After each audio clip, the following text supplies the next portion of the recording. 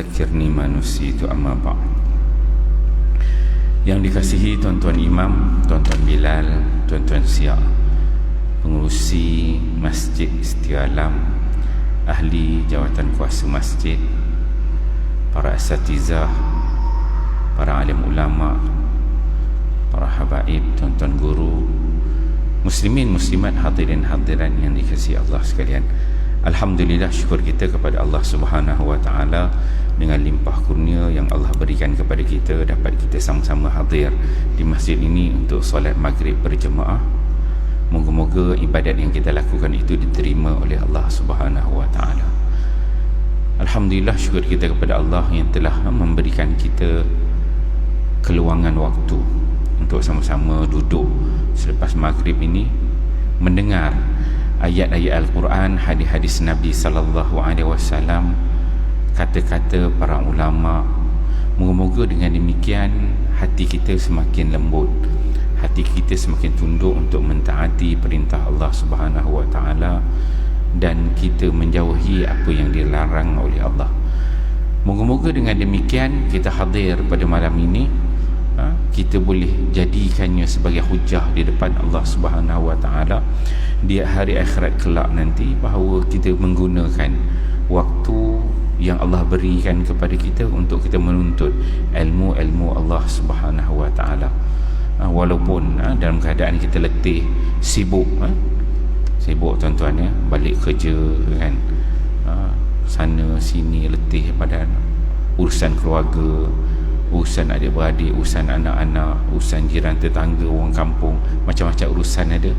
Tapi kita cari juga waktu, kita luangkan waktu untuk hadir sama-sama di majlis-majlis ilmu ini. Tak ada orang paksa tuan-tuan untuk hadir pada malam ini lepas maghrib. Kalau tuan-tuan rasa nak balik, boleh keluar, start kereta, start motor, boleh balik, tak ada orang paksa. Melainkan kita sendiri yang pilih untuk duduk dengar ayat-ayat Al-Quran, dengar hadis-hadis Nabi sallallahu alaihi wasallam. Moga-moga dengan demikian kita diberkati oleh Allah Subhanahu wa taala, diberikan rahmatnya. Nabi sallallahu alaihi wasallam sebut, apabila kita berada di rumah Allah ni dalam majlis ilmu, Allah akan menurunkan rahmat. Pertama. Kedua, Allah menurunkan malaikat. Malaikat tu tugas dia doakan yang rahmat yang Allah turunkan tu untuk bagi pada orang yang hadir di majlis ilmu ni. Jadi tuan-tuan lah yang dapat rahmat Allah tersebut.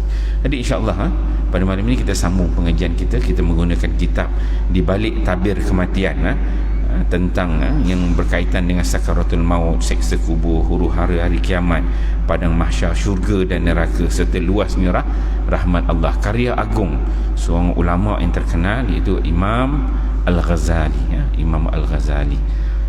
Kitab ini kuliah kita yang terlalu, yang lepas ini, yang terakhir ialah pada 3 hari bulan 9, 3 bulan 9 itu kuliah kita yang pertama. Kemudian bulan 10 kebetulan saya ada urusan, ada meeting di luar, tak dapat hadir, dan ini kuliah kita yang kedua.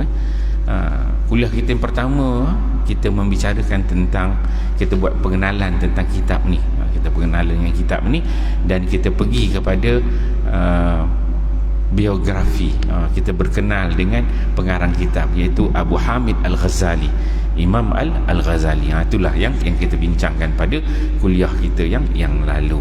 Malam ni kita sambung, sebab biografi tentang Abu Hamid Al-Ghazali itu tak habis lagi untuk kita kenal. Namanya Abu Hamid Muhammad bin Muhammad Al-Ghazali. Kita ceritakan lahir pada 450 Hijrah di Gaza, di Parsi, Iran. Kemudian dia riwayat hidup dia belajar pada kecil, ayah dia mati waktu dia umur 6 tahun. Dia ada seorang lagi adik namanya Ahmad, sama-sama belajar. Ayah dia pesan pada kawan dia, suruh ajar. Kemudian dia belajar, dengan kawan ayah dia sampai satu peringkat. Kawan ayah ni duit dah habis, dah tak ada dah semua. Kemudian dia suruh dua beradik ni, Imam Al-Ghazali dengan adiknya Ahmad ni pergi belajar, pergi ke Pekan, ada madrasah dekat situ. Dia pun dia belajar, kita sampai satu peringkat. Habis dia belajar, dia balik daripada belajar itu, kemudian kafilah yang lalu yang dia bawa dia pulang tu, rombongan yang dia balik itu ditahan oleh perompak, yang mana pada ketika itu dia dah belajar ilmu banyak dah. Jadi dia salin dalam kitab semua, dia tulis banyaklah catatan dia. Jadi bila perompak tu nak rompak, dia cukup takut. Dia bukan takut duit dia tak bawa, tapi yang dia takut ialah apa yang tertulis dalam tulisan-tulisan, nota-nota dia. Takut itu dicuri. Dia sangat sedih. Dia kata nak rompak, ambil lah semua apa-apa nak rompak, tapi jangan ambil nota-nota dia tu, kata Imam Al-Ghazali. Kemudian dia ni ditertawakan. Perompak-perompak tu digelak. Apalah yang tu yang berharga sangat bagi Imam Ghazali, dia kata. Perompak tu duk komen, dia kata kalaulah yang tu sangat berharga, benda tu hanya pada tulisan aja, apa faedahnya kau belajar lama-lama, semua ada dalam buku. Jadi perkataan itu yang sangat memberi kesan kepada Imam Al-Ghazali. Jadi dia balik, dia fikir, betul lah, dia belajar lama bertahun-tahun, tapi ilmunya dalam nota dia dan catatan dia je, tak ada dalam hati dia, tak ada dalam minda dia. Banyak belajar tapi tak ada. Sampaikan kalau nota tu curi, diambil, habis dah ilmu dia. Seolah itu yang sangat ditakutkan oleh Imam Al-Ghazali. Itu waktu dia pulang tu. Sampai situ kita bincang. Okey, saya sambung ni. Dia kata dekat sini, saya ambilkan perenggan akhir tu.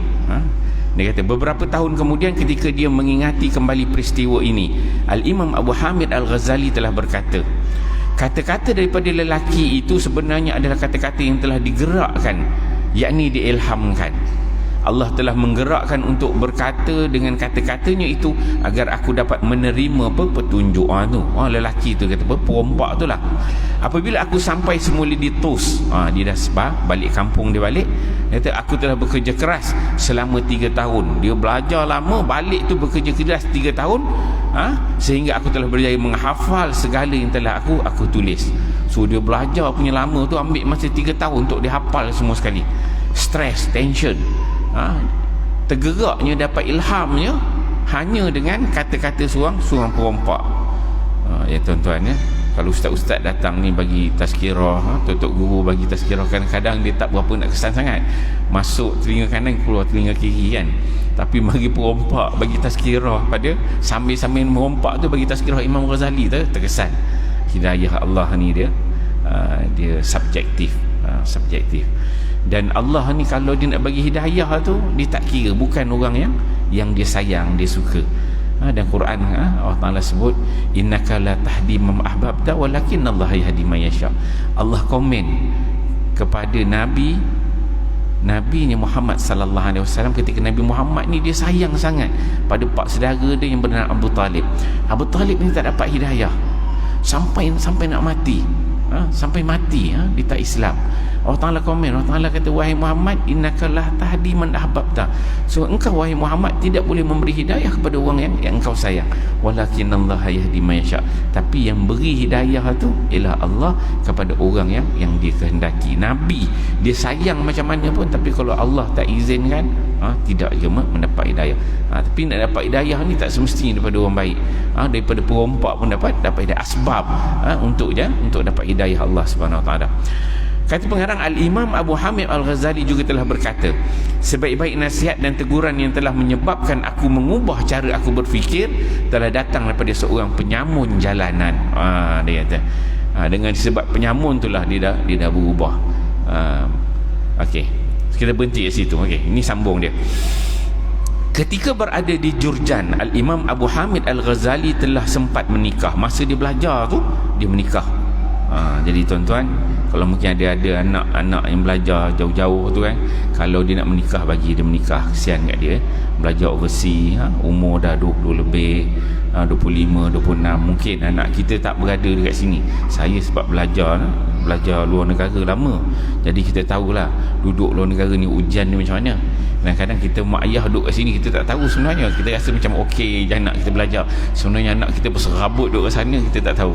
Saya duduk belajar, pernah belajar di Mesir, belajar dekat Mekah lama. Oh, kita tahu suasana belajar ni, ujian dia lain macam tuan-tuan. Kita belajar ni macam-macam ujian ni tu.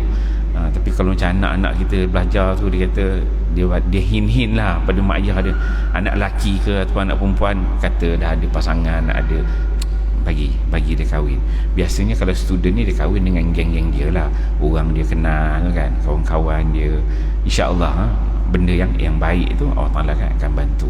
Tapi tengok keadaan jugalah, pastikan anak kita tu stabil kan, belajarnya okey. Sebab dia beza ujian ni. Kadang-kadang kita mak ayah ni kita tak rasa. Saya dah jadi mak ayah ni kita tahulah, tapi zaman kita belajar tu kita tahu suasana kita belajar tu. Ada waktu dan ketikanya ada keperluan perlu kahwin, dan dia berbeza atas orang. Ada orang yang tak nak kahwin, tak perlu kahwin, dia okey. Ada orang memang dah tiba masanya dia kena kahwin. Jadi mak ayah ni kita kena alert lah dengan anak-anak kita.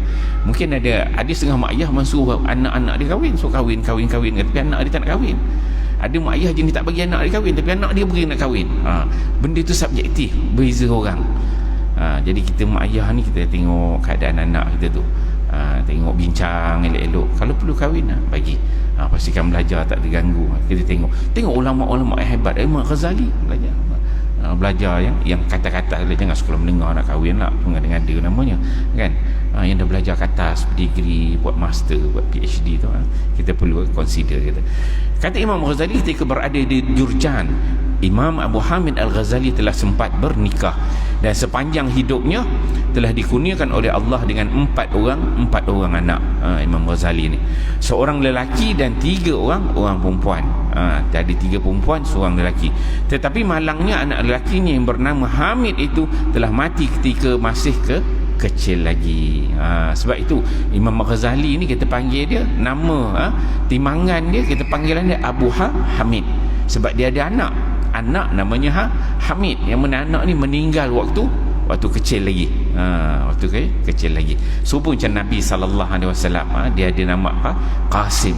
Ada Qasim yang kita panggil Abul Qasim. Itu nama Nabi SAW, dan Nabi dia larang orang lain letak nama Abul Qasim. Macam Imam Ghazali ni dia ada anak namanya Hamid, meninggal waktu kecil juga, maka dia dipanggil dengan Abul Hamid. Okey. Kemudian pada tahun 473 Hijrah, Imam Abu Hamid Al-Ghazali telah pergi ke Madrasah An-Nizamiyah di kota Nishabur, dan telah berguru dengan seorang syekh yang sangat terkenal di waktu itu bernama Syekh Diyauddin Abu Ma'ali Abdul Malik Ibnu Abdullah Al-Juwaini. Jadi guru ini juga dikenali umum dengan nama Imam Al-Haramain, kerana dia pernah mengajar di Masjid Al-Haram. Jadi nama glamour Syekh Diyauddin Abdul Ma'ali Abdul Malik ini juga nama glamour dia Imam Al-Haramain, sebab guru dia ni pernah mengajar di Masjidil Haram di Mekah, dan juga di Masjid Nabawi Madinah Al-Munawwarah. Jadi nama Imam Al-Haramain tu maksudnya tok guru tu dia pernah belajar dekat Mekah, tengah belajar dekat Madinah. Tuan-tuan kalau jumpa nama tu orang panggil Imam Haramain, ulama besar, tahulah itulah nama dia Diyauddin Abu Ma'ali. Dia pernah jadi tok guru dekat Mekah dan juga Madinah. Tu guru kepada Imam Al-Ghazali. Al-Imam Abu Hamid Al-Ghazali adalah seorang penuntut yang pintar dan disayangi pula oleh Imam Al-Haramain. Jadi tok guru ni dia sayang dengan anak murid dia. Anak murid yang pintar ni. Kita ni lah kalau tuan-tuan ya, kita ni kalau ngajar anak murid ramai, kita nampak, kita kenal yang ni cerdik, yang ni kurang cerdik, dan yang cerdik itu pula satu cerdik pandai, lepas tu dia fokus. Kadang kita ajar tu dia fokus ini dia tangkap yang kita ajar. Kalau kita ajar 10 maklumat 10 tu dia tangkap semua sekali, dan dia boleh elaborate, dia boleh terangkan dengan baik. Kita bagikan kunci, tengok tanya dia boleh buka satu kunci yang kita bagi tu. Tu kita boleh kenal anak murid kita yang cerdik. Kita bagi dia keyword begini, kemudian bila kita tanya ni nak buat macam mana, dia pun dia boleh kulik. Anak murid macam ni kita sayang. Dan begitu juga kita kalau ada anak-anak tak sama tuan-tuan. Ada orang Ta'ala bagi anak lebih kat sini, kurang kat sini, ada lebih sini kat sini. Jadi kita kena consider lah, bersyukur dengan apa yang Allah berikan. Jadi dia ni sangat disayangi oleh tok guru dia, Imam Al-Haramain. Pernah gurunya ini memuji Al-Imam Abu Hamid Al-Ghazali dengan mengatakan bahawa Imam Abu Hamid Al-Ghazali adalah umpama lautan yang tidak bertepi. Ni kata guru dia, kalam guru dia menggambarkan kehebatan ilmu, bahawa umpama lautan yang tidak bertepi. Ini menandakan betapa dalam dan luasnya ilmu yang dimiliki oleh Al-Imam Abu Hamid Al-Ghazali.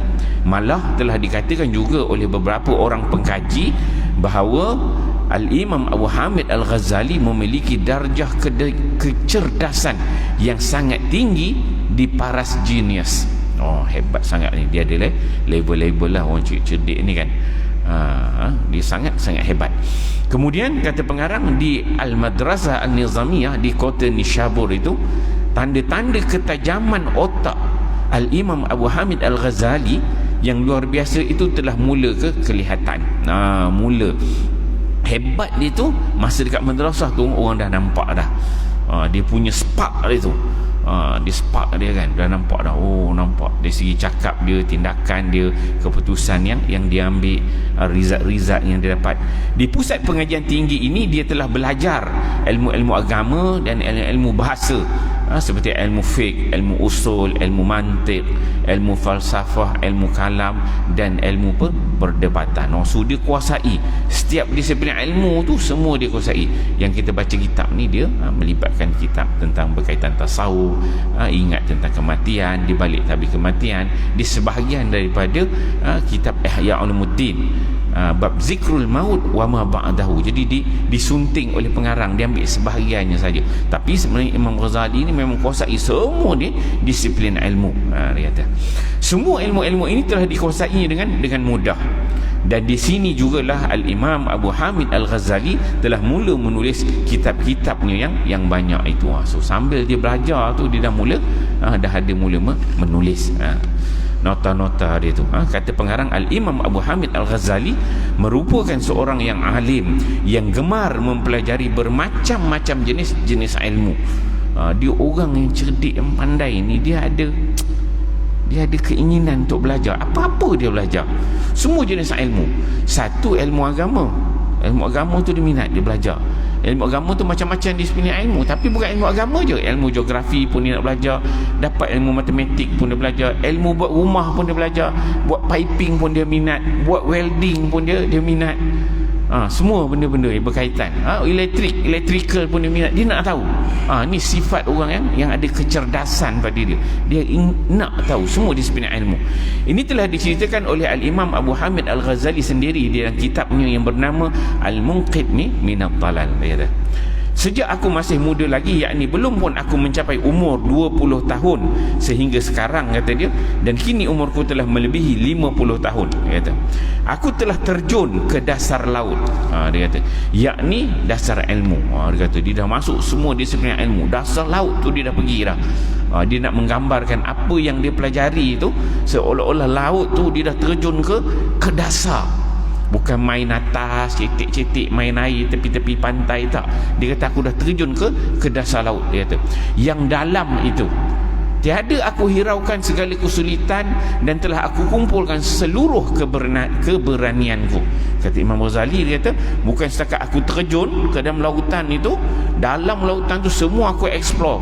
Apa-apa yang ada dalam laut tu yang orang tak tahu, aku tengok semua, dia kata, dan aku kumpulkan seluruh keberanianku. Semua nak jadi takut tak, dijadikan dia tu berani, bina sifat berani, dan dia explore semua ilmu yang ada di bawah lautan tersebut. Dia kata setiap jurang aku masuki sehingga aku sampai ke dasarnya. Setiap jurang, maksudnya setiap disiplin ilmu tu dia akan pergi sampai deep ke bawah sekali. Dia kuasai dengan baik, kata Imam Ghazali. Setiap kemusykilan aku bongkar sehingga aku temui jawapannya yang jelas. Bukan setakat itu, dia pula jenis orang yang banyak bertanya.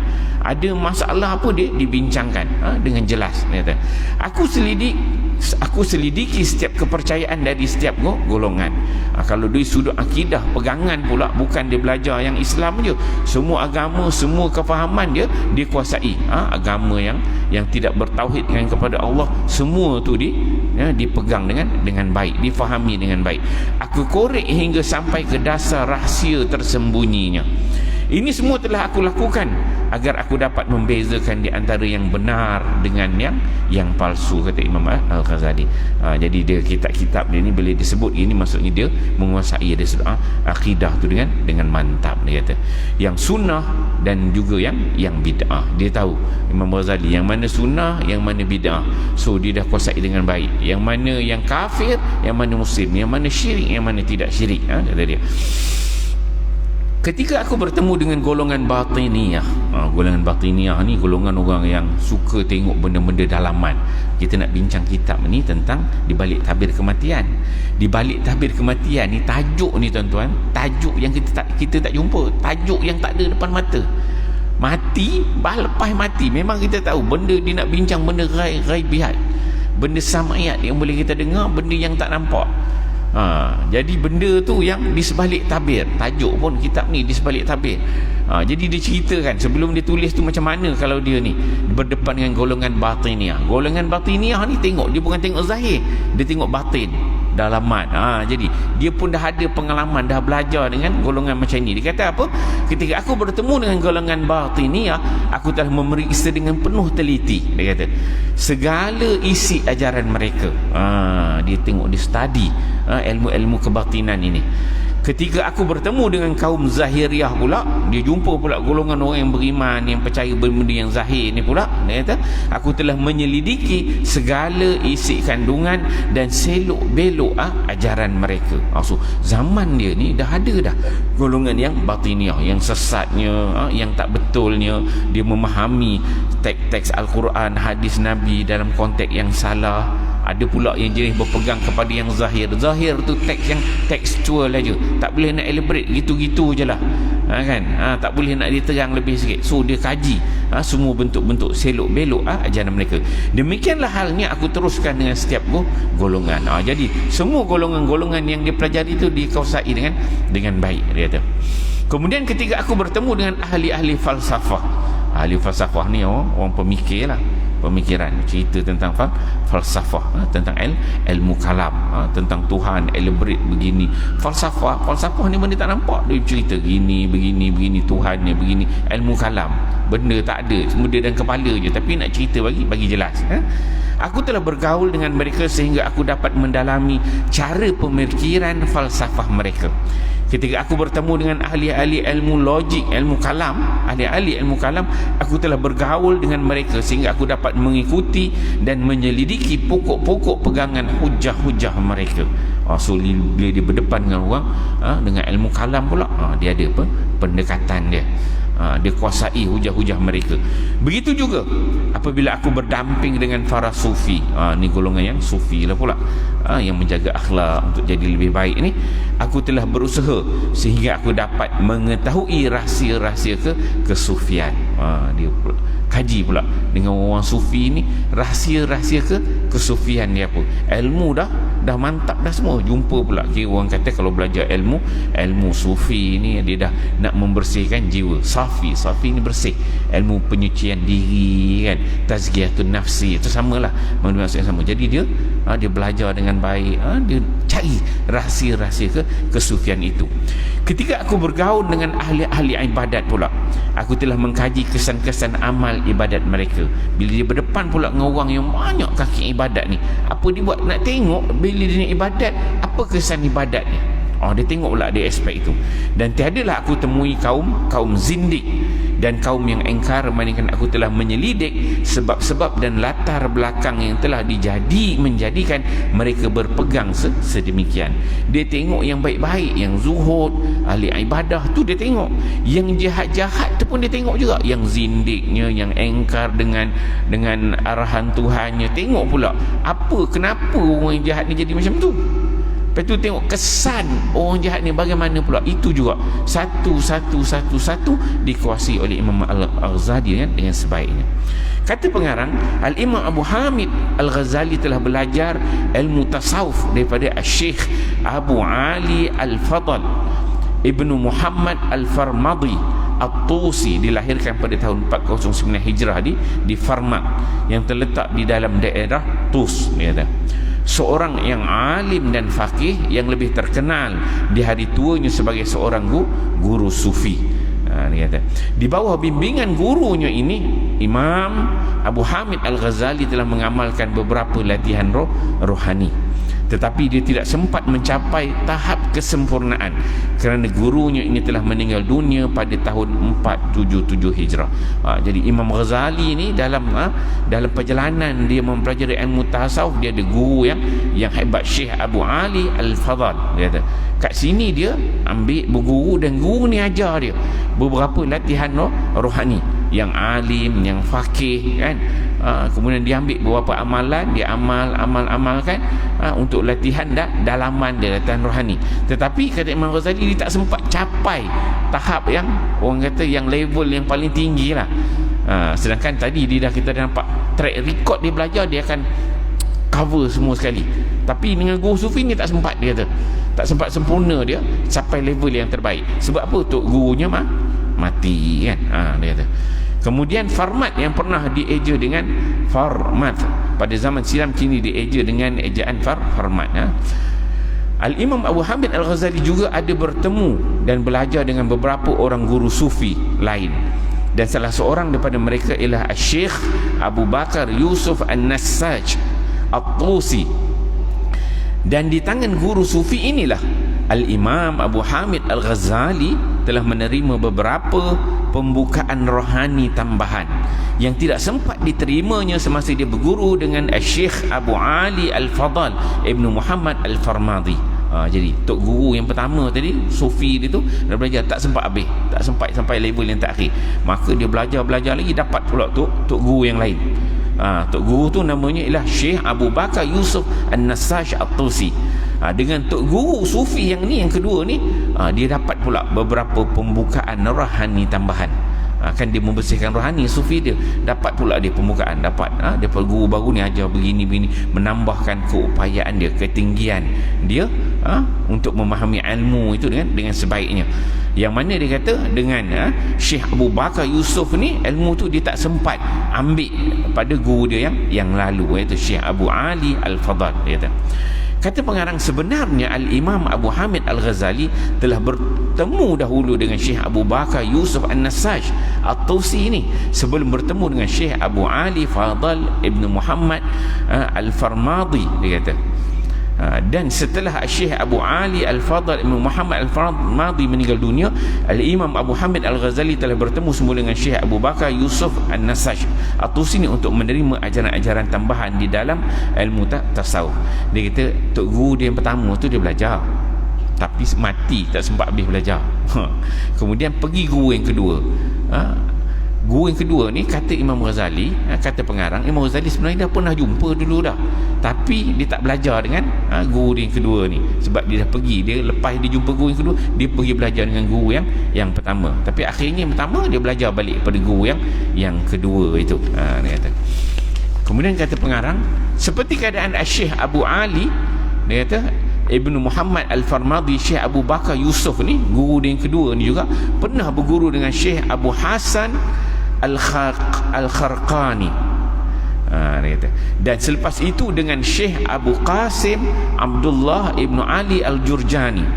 Syekh Abu Bakar Yusuf An-Nassaj At-Tusi telah meninggal dunia pada 487 Hijrah. Dua-dua orang tok guru dia ni tadi, sebenarnya dua-dua ni belajar daripada guru yang sama. Maksudnya dari sudut sanad ilmu tu sama. Belajar daripada Syekh Abu Hasan Kharqani dan juga Syekh Abu Qasim Abdullah. Jadi tok guru dia ni walaupun tak sempat habis pergi guru kedua, sebenarnya dua-dua tok guru dia ni ambil ilmu daripada sanad guru dia yang sama, jalurnya ke atas. Kemudian beberapa waktu selepas Imam Al-Haramain meninggal dunia pada tahun 478 Hijrah, Imam Abu Hamid Al-Ghazali telah dijemput ke sebuah tempat bernama Al-Mu'askar untuk bertemu dengan Nizam al-Muluk. Ni jumpa dengan pemerintah lah, dijemput.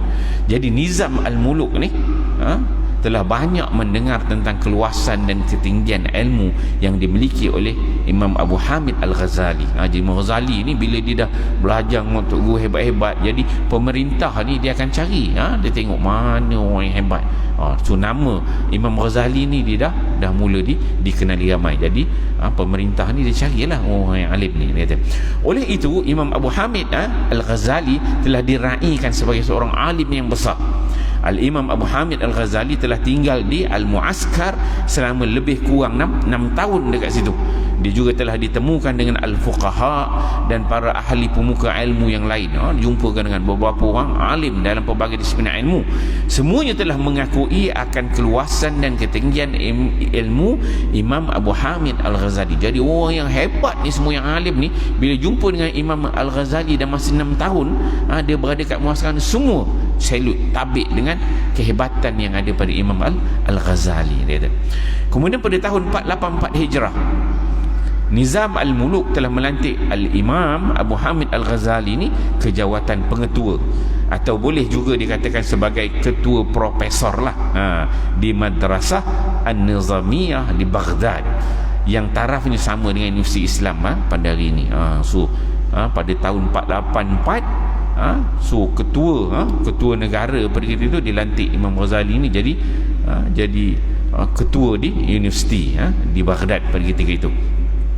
Ini adalah satu pencapaian yang sangat tinggi kerana dalam usia baru 34 tahun, umur dia baru 34 tahun, Imam Abu Hamid Al-Ghazali telah diberikan gelaran Syekh Al-Islam, yakni setinggi-tinggi pangkat dari segi akademik dan keagamaan yang rasmi.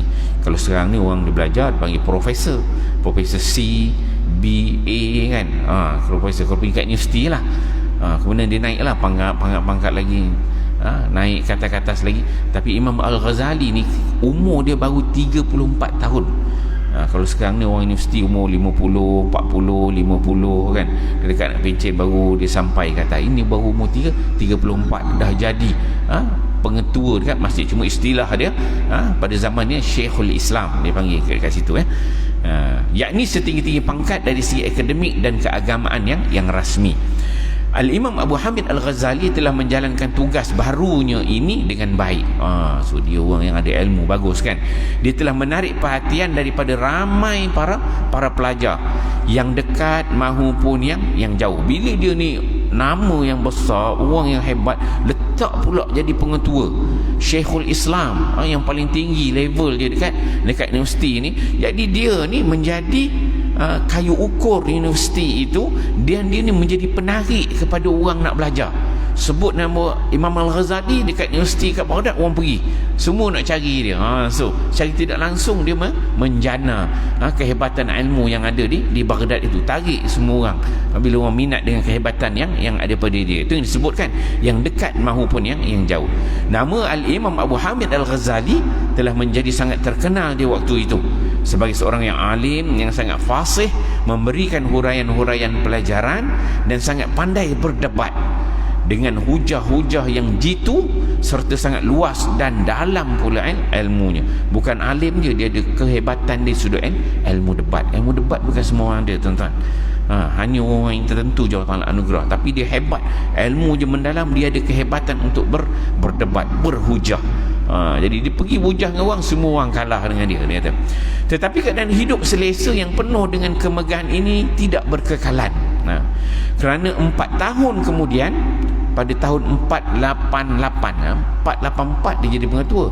Tahun 488 Hijrah, jiwanya telah mulai satu perubahan yang besar.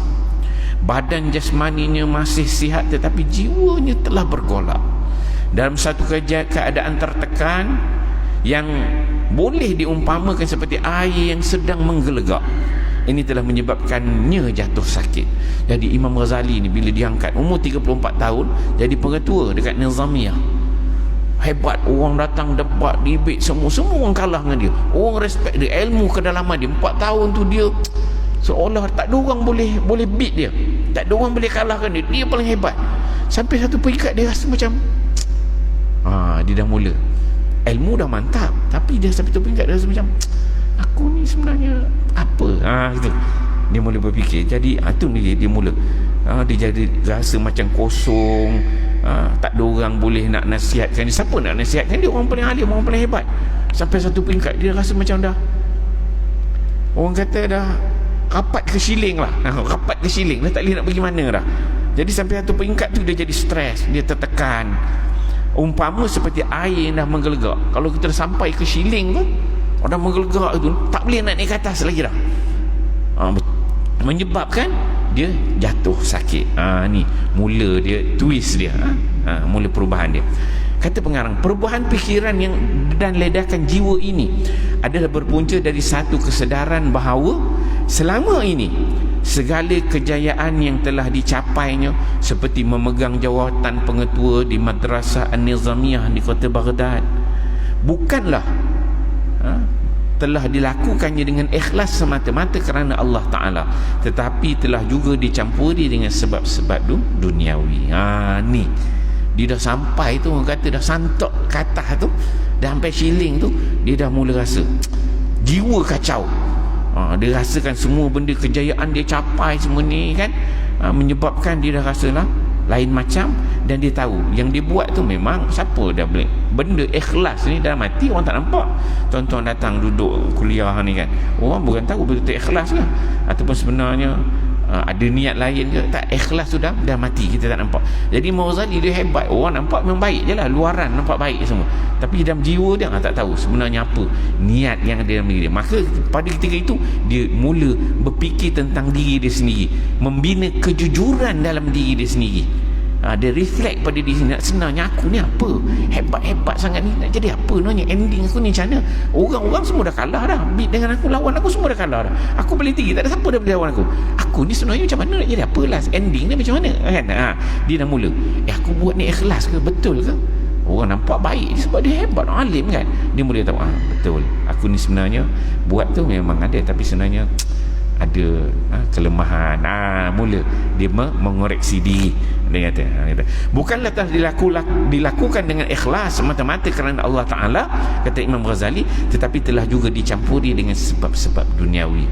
Ada elemen keduniaan tu mempengaruhi dia. Yelah, pangkat debate dengan orang ni menang, debate ulama datang menang, dia akan membina sifat takabur, sombong, riak, rasa macam hebat. Ada pada dia sifat-sifat duniawi tu, terletak, jatuh pada diri dia kata.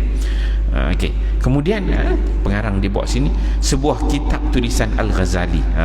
Ni antara kata-kata Imam Ghazali yang dia tulis. Dia menceritakan tentang saat-saat berlaku perubahan dalam diri dia, apa sebenarnya yang berlaku. Dia kata, telah bercerita Al-Imam Abu Hamid Al-Ghazali dalam kitabnya yang bernama Al-Munqidh min Ad-Dhalal. Itu sebut dia, dan kitab ni dia ceritakan bagaimana dia berlaku perubahan hidup dalam diri dia. Telah menjadi nyata lah, dia kata dia. Azan ke? Belum je? Okey. Telah menjadi nyatalah kepadaku bahawa aku tidak akan mencapai kebahagiaan akhirat. Ni Al-Munqidh min Ad-Dhalal ni dia mengoreksi diri dia daripada kesesatan. Maksudnya kelemahan-kelemahan Munqidh min Ad-Dhalal ni nak ceritakan perubahan hidup dia tu. Dia cakap secara jujur bagi diri dia, bagaimana aku ni sebenarnya macam mana. Dia cerita balik, dia kata, telah menjadi nyatalah kepadaku bahawa aku tidak akan mencapai kebahagiaan akhirat. Dunia tadi dia dah rapat habis dah, dia kata, tapi dia kata nyatalah bahawa aku tidak akan mencapai kebahagiaan akhirat, dia kata, melainkan dengan bertakwa dan juga mengekang kehendak nafsu, dan yang utama sekali ialah memotong tali ikatan hati kepada dunia. Dia kata, ikatan kepada tali tu, dia kata perlu dipotong, dengan meninggalkan negeri yang penuh tipu daya ini dan kembali ke negeri yang kekal abadi, dan menghadap kepada Tuhan Allah Ta'ala dengan sepenuh hati. Dan ini tidak akan tercapai melainkan dengan membuangkan dahulu segala kemegahan dan kekayaan, serta menjauhkan diri dari segala kesibukan dan tuntutan dunia. Ini yang disebut Imam Ghazali. Dia nampak dalam Munqidh min Ad-Dhalal ceritakan, dia dah rasa kebahagiaan akhirat tu dia takkan capai. Sebab apa? Sebab takwa dia tak sempurna, ikut hawa nafsu, perlu kekang hawa nafsu, ikatannya hati kepada dunia tu perlu dipotong. Dia kata tipu daya dunia ni kena tengok, kena kenali, kena tolak tepi. Dan dia kata kena kembali kepada negeri akhirat yang kekal abadi. Dia nak pergi tengok, berubah kepada akhirat yang kekal abadi. Supaya apa? Dia dapat menghadap Allah Subhanahu Wa Taala dengan sepenuh hati. Dia nak buang elemen-elemen dunia ni dalam diri tu, nak bagi clear semua. Pangkat, kehebatan, nafsu, kemegahan, semua dia nak tolak tepi. Azan okey, kita pergi ruang untuk azan.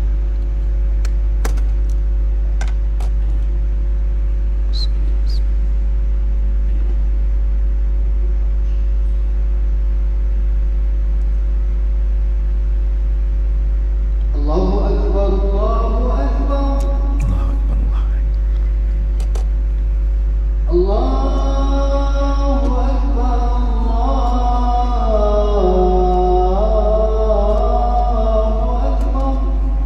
Allahu akbar.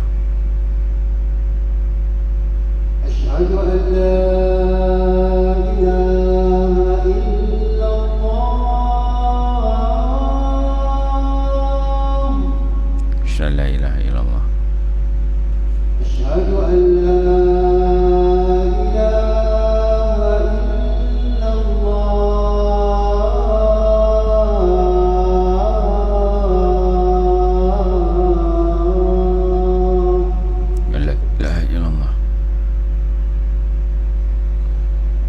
asyhadu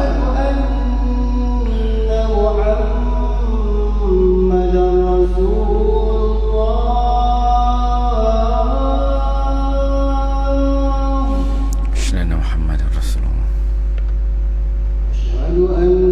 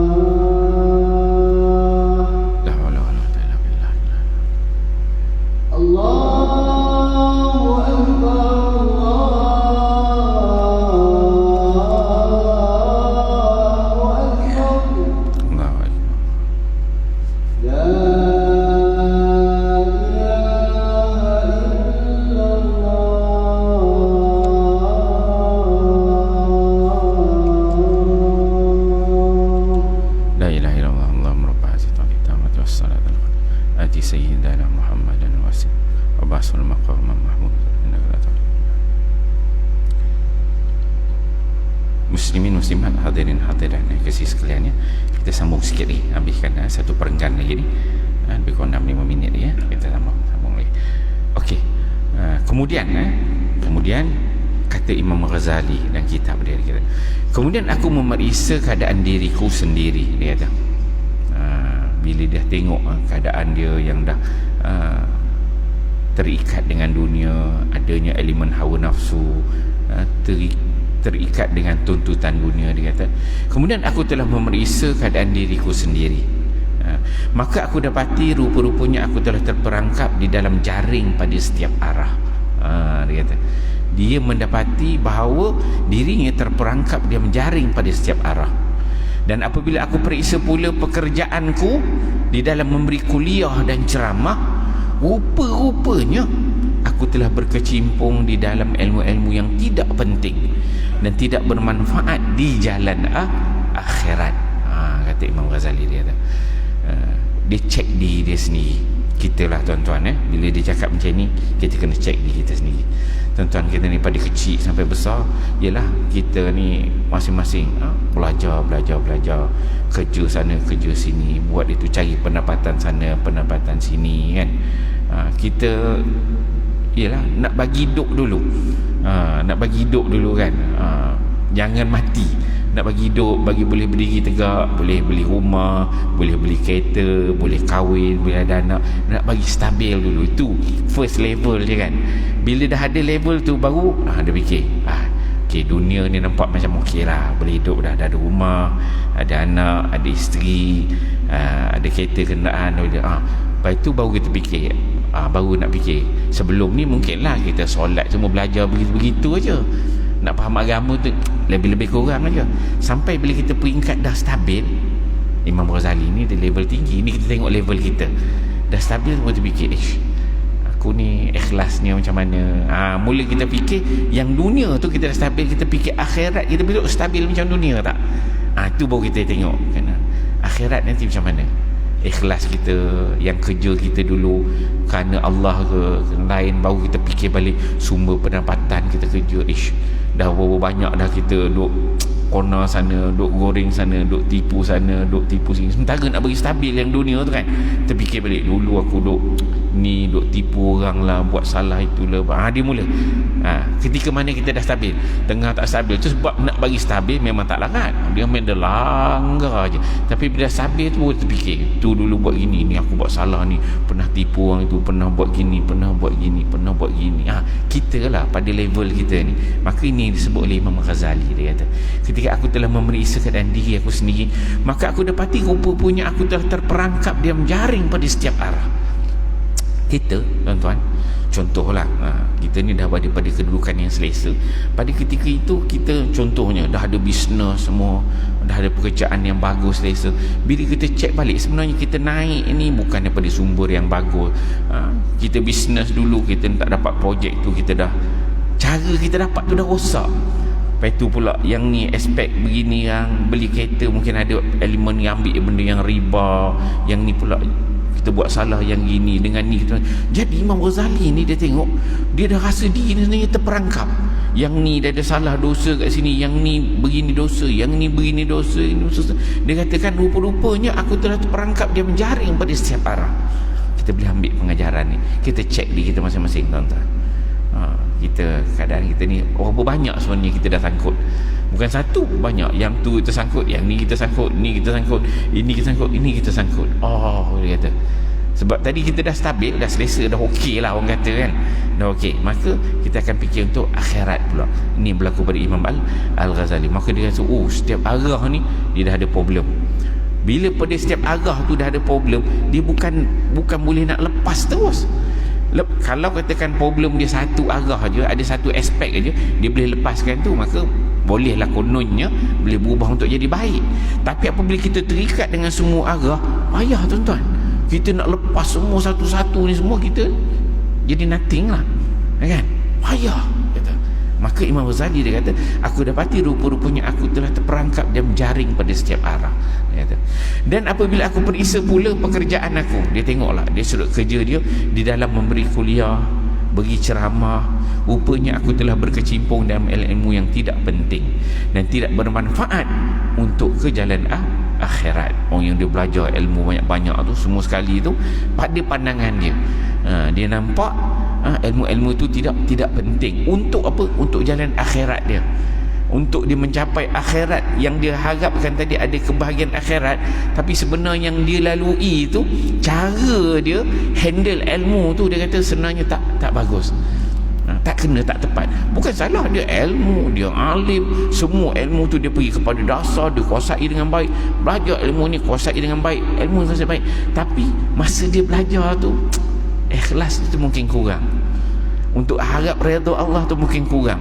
Maka aspek itu yang dia nampak, dia kata sebenarnya dia tak penting dan tak bawa kepada akhirat dengan bermanfaat, kata dia. Kemudian setelah itu aku berfikir pula tentang niatku di dalam memberi kuliah. Dia fikir pula diri dia, sebenarnya niat dia bagi kuliah ni apa sebenarnya. Dia kata, nyatalah bila dia buat koreksi muhasabah, aku tidak ikhlas kerana Allah Subhanahu Wa Taala. Baru dia sedar sebenarnya dia tak ikhlas sangat kerana Allah. Malah pembangkit dan pendorongku yang sebenar ialah mencari kemegahan dan kemasyhuran yang luas. Secara jujur dia kata, kata Imam Ghazali, dia kata malah sebenarnya pembangkit yang membuatkan dia bangkit itu, jadi hebat nak belajar, pendorongku yang mendorong dia belajar ini, pergi debat dengan itu, prepare debat dengan ini, prepare belajar bagi alim, debat pula dengan ini, menang debat dengan ini, itu semua pembangkit, pendorongku yang sebenar, kata Imam Ghazali, dia kata adalah untuk kemegahan dan kemasyhuran yang luas. Itu secara jujur dia kata. Maka aku pun yakin yang aku sedang berada di pinggir satu jurang yang sangat bahaya, dan aku akan segera terjunam ke dalam api neraka, melainkan aku perbaiki keadaan diriku terlebih dahulu. Ni secara jujur dia kata begitu. Dia dah nampak, dia mula mengenal diri dia. Jadi insyaAllah tuan-tuan, kita berhenti kat sini dulu. Menarik sebenarnya bila kita membaca kitab yang berkaitan dengan akhlak, tambah-tambah pula kita mengkaji Al-Imam Al-Ghazali ni. Sebelum kita terjun ke dalam kitab dia ni, kita kenali saksiah tubuh badan individu yang menulis kitab ni, bagaimana pendidikannya, bagaimana kehebatannya, bagaimana cara dia berfikir setiap level, dan berakhirnya dia sehingga dia menghasilkan kitab karya yang cukup agung ini. Bagaimana dia berubah tu. Jadi bila kita baca tu, inspirasi daripada biografi dia, kehidupan dia, apa yang kita kena kita kutip. Apabila kita baca kitab ni, barulah bila kita kenal orang tu, baru kita cinta. Orang kata tak kenal maka tak cinta. Jadi bila kita baca kitab ni, nanti baru Allahu Rabbi, Imam Ghazali kata ini. Jadi kita teringat kisah dia, kata dulu begini. Semua tu digambarkan dalam kitab dia. Kita dapat kuasai dengan baik, Masya Allah. Baru benda tu menyerap dalam hati kita, masuk dalam jiwa kita. Barulah pada waktu dan ketika itu kita boleh nak beramal, kita nak beribadat, ikhlas kita pun kita boleh bina, akhlak kita pun kita boleh perbaiki. Kerana apa? Kita melalui proses yang cantik susunan dia. Kenali Imam Ghazali, apa yang dia lalui, kemudian apa yang dia nak kita jadi begitu. Apa yang dia kata, kau jangan jadi macam aku, macam tu ayat dia. Kau jangan jadi macam aku dulu, tapi kau terus jadi macam ini lagi bagus. Kalau kau dah terjatuh macam aku dulu, kau kena buat begini. Kita kuasai benda tu, rangka tu kita tengok dengan baik. Moga-moga dengan demikian insya-Allah tuan-tuan mulia, kita dapat perbaiki diri kita untuk kehidupan dunia kita dan juga untuk akhirat kita insya-Allah. Jadi kita sambung kuliah kita pada kuliah yang akan datang. Auzubillahi minasyaitanir rajim. Bismillahirrahmanirrahim. Alhamdulillahirabbil alamin, wassalatu wassalamu ala asyrafil anbiya'il mursalin wa ala alihi washabbihi ajmain. Allahumma ij'al jam'ana hadza jam'an marhuma wa tafarruqana min ba'di tafarruqan ma'suma wa la taj'alillahumma fina syaqiyyan wa la matruda wa la mahruma bi rahmatika ya arhamar rahimin. Rabbana atina fid dunya hasanah wa fil akhirati hasanah wa qina adzabannar. Wa sallallahu ala sayyidina Muhammad wa ala alihi wasallam. Walhamdulillahirabbil alamin. Assalamualaikum warahmatullahi wabarakatuh.